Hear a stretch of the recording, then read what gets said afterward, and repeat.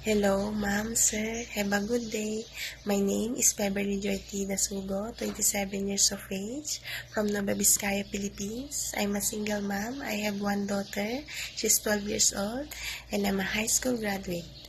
I have work experience in Saudi Arabia as a full-time nanny and a household worker for 3 years in one employer. I serve 4 members of the family, 2 adults and 2 children. My main duty is to look and take good care of a 1-year-old boy and a 3-year-old boy. I make meal for them, feed them, changing diapers, bath them, and put them to sleep during the day and also in the night.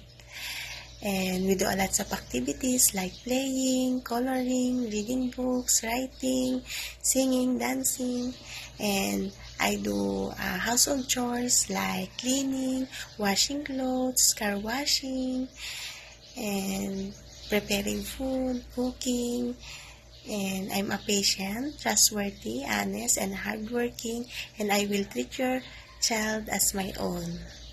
And I hope you see you soon. Have a good day ahead. Bye!